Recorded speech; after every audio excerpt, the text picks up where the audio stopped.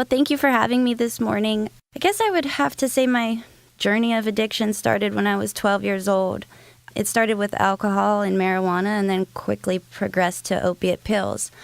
Back when I was 12, 13, into low teenage years, Windber was being polluted with opiate pills, and they were so easy and readily available.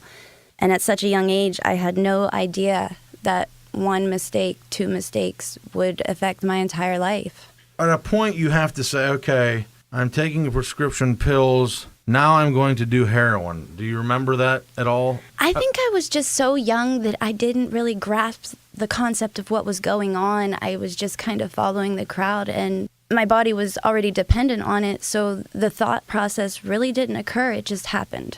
And because of the price point? Absolutely. It was just a lot cheaper. Yes. Those pills made me function proper, made me be able to get up and go and do what I needed to do for the day. And without it, buckled over in pain and sick. Did you have any pain, or were you just doing it to be a partier? I've given this question a lot of thought over the years of my recovery, and I can't honestly say I know the answer to that, but if I had to put an answer behind it, I believe a lot of mental illness and traumas that I underwent as a younger person affected that, and I was trying to numb and block those feelings and emotions. People react and do things different. You do things a lot differently than I would. Absolutely. In an emotional state. Right. So whereas my emotional state may be something else, you would go, I'm taking pills. Absolutely. How about family life? Tell me about home for you. My father and mother were both working. They were both active in my life, more so my mother than my father. My father was an alcoholic. Now, he was a functioning alcoholic. He got up and went to work every day. He was out of town majority of my life. So when I was younger, a lot of my time on the weekends was spent in the garage with my dad drinking. He drank with us at an underage How old point. were you? 12, 13. Oh, wow.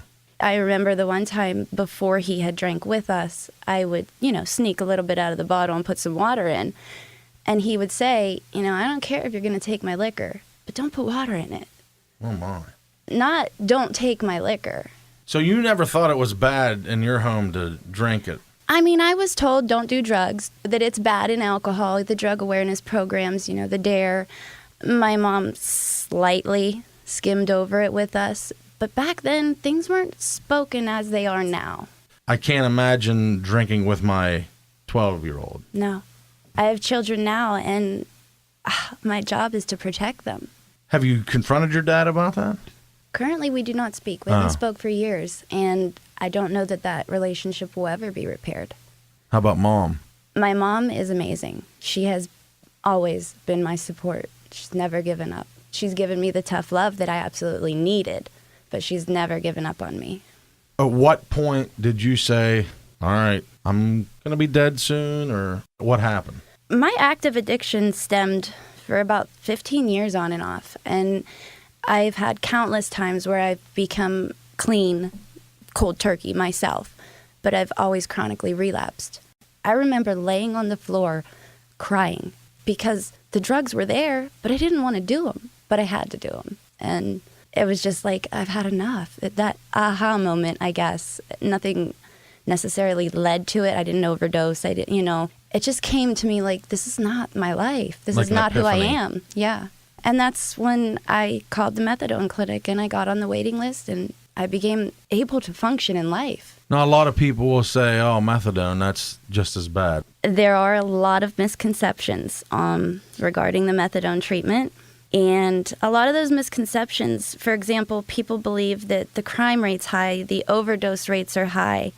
Overdoses in public are happening. You're finding drugs and paraphernalia on the streets and in the playgrounds. Children are being affected because their parents are addicts.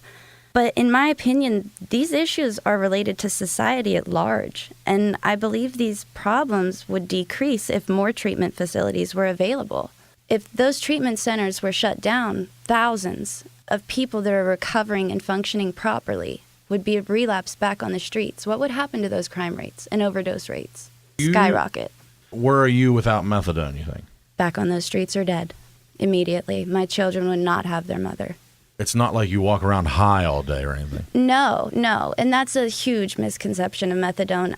I just want people to know there's a lot of people trying to advocate to shut these treatment centers down and thinking that they're the problem. But the problem lies with the active addicts, not the recovering addicts. This recovery center has helped many begin to work, begin to go to school, be able to be the parent that they need to be. Without this treatment, we would be hurting again. And you think you would be dead by now? Absolutely. Because at that young 12-year-old level, I was doing prescription drugs. But on today's streets, we have gray death. We have crocodile. We have fentanyl laced with heroin. We have all of these things that people are creating. I don't think I would survive.